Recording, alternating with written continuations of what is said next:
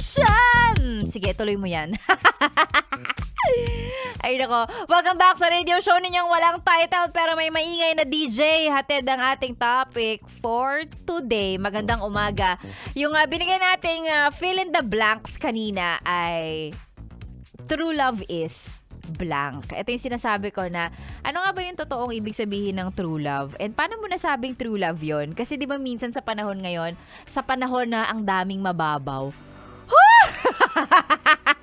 ang daming madaling magsabi ng I love you sa'yo, pero totoo nga bang mahal ka nila? So yeah, let's see. True love is blank. By the way, si Sexy Megan ay naka-Facebook Live of course, sa Facebook ng Yes The Best. Search na lang Yes The Best Manila.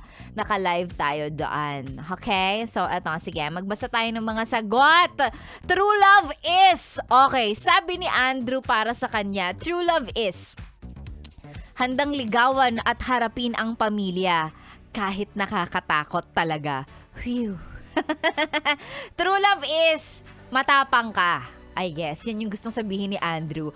True love or yung pagmamahal enough para gawin kang matapang.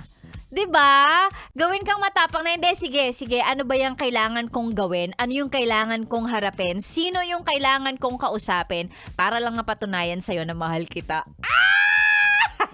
Kilig. Also, to parang kontrahen, not really kontrahen, but also a meaning of totoong pagmamahal. Pag talagang mahal mo siya, bigla kang matatakot. Matatakot kasi biglang all of a sudden, you have something to lose. Alam niyo yung feeling na gano'n? Yung parang dati, carefree ka. Wala kang pakialam kasi ang iniisip mo, sarili mo lang. Pero pag nakilala mo siya, totoong mahal mo na siya, biglang parang sandali, biglang nakakatakot kasi iniisip mo pa lang na wala siya sa buhay mo, alam mong nakakatakot na yun. Do you get what I'm saying? 'Di ba? True love can make you brave and at the same time, biglang may dahilan ka para matakot kasi alam mo na pag wala yung taong yun sa buhay mo, hindi mo kaya. That for me is also a meaning of true love. OMG. Okay, ito pa. Basta pa tayo. Ito, sabi naman ni Karen, for me, Sexy Megan, true love is when you are willing to do whatever it takes. Ay, taray, whatever it takes. Gaya ng sabi ko kanina, diba? Wala kang kinatatakutan. Wala. Sige, ano ba yan? Ano yung kailangan kong gawin para mapatunayan sa'yo na mahal kita? Sarap! O, ito. Sabi naman ni Danny, Sexy Megan, true love is yung handa mong sabayan siya sa trip niya kahit alam mong, kasi alam mong dun siya masaya. Ay, makita mo lang na masaya siya kahit nangangatog ka, kinakabahan ka, hindi mo sure kung magiging masaya ka sa trip na to, pero sige lang, sasabayan kita kasi alam kong ito yung gusto mo at gusto kong na-experience mo yung mga bagay na masaya ka kasama ako. Yung, 'di ba? Yung ganon, parang babe, gusto ko mag-skydiving, ganon. So ikaw kahit takot ka sa matataas na lugar, may fear of heights ka, sige babe, gagawin natin together. Bakit? Kasi gusto mong ma-experience niya yung bagay na nagpapasaya sa kanya and gusto mo kasama ka dun sa experience. 'Di ba? Whatever it takes. Eto naman, sabi ni Jake, for me, Sexy Megan, true love is willing kang bumiyahe ng 2 oras para lang makita siya kahit sandali. Sa umpisa lang yan. Charot! Biglang kinontra, sa umpisa lang yan. Totoo naman. And may mga willing, may mga taong willing na ganyan. And yung kaya nilang panindigan na, hindi yung sa umpisa lang. Yung iba kasi willing bumiyahe ng 3 oras para makita ka. All because nililigawan ka pa lang. Pero kapag kayo na, ay nako, ang sasabihin na lang sa'yo niyan, babe, message mo na lang ako pag nasa bahay ka na, ha? Wow! O kaya sasabihin niya, babe, hanggang dito na lang, drop off na lang kita dun sa sakayan mo sa pila ng UV. Tapos message mo na lang ako pag nakauwi ka na. Wow! Grabe. 'Di ba? Pero again, may mga tao dyan na kayang gawin yan kahit 5 years, 6 years, 7 years, 11 years na kayo willing siyang gawin yan. So, tingin-tingin ka lang, be, ha? Tingin-tingin ka. Tingnan mong mabuti. Kilatisin mong mabuti. Kung yung tao ba na yan ay babiyahe lang ng 3 oras kasi nililigawan ka pa niya tapos, di ba, pagka naging kayo na, wala na. Makakalimutan niya na yan. Hindi niya nagagawin yan. Magre-reklamo na yan. Ano naman? Sabi ni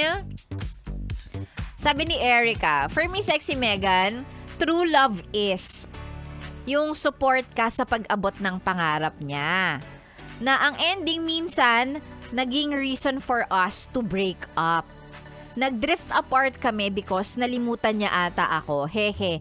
Hindi ko naman masisi pero happy ako with all his achievements now. Ganon din naman ako. And I guess, it was for the better.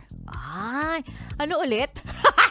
Ang haba ng binasa ko tapos hindi ko naintindihan. Wait, one more time. Sabi niya, true love is yung support ka sa pag-abot ng pangarap niya. Okay.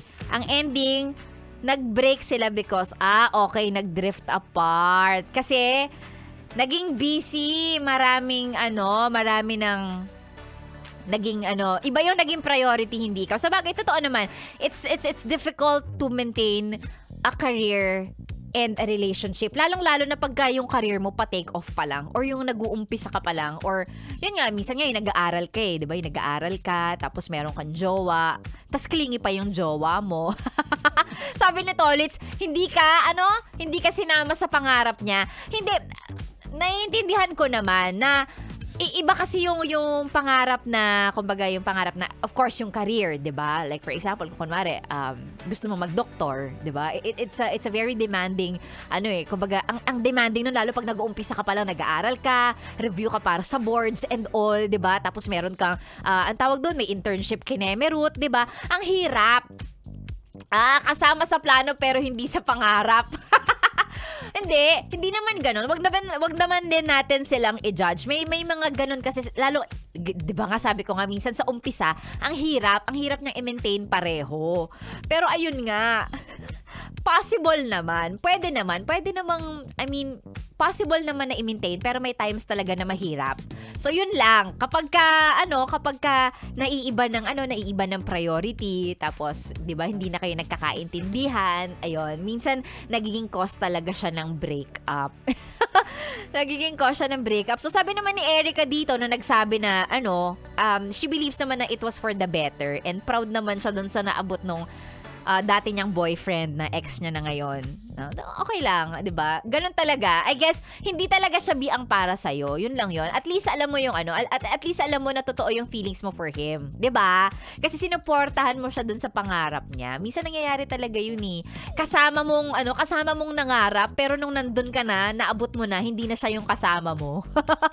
Ang sakit, 'di ba? Yung tinulungan kitang maabot 'yan, sinuportahan kita, tas ang ending hindi pala ako yung kasama mo dun sa finish line. Sometimes it happens, but everything happens for a reason naman.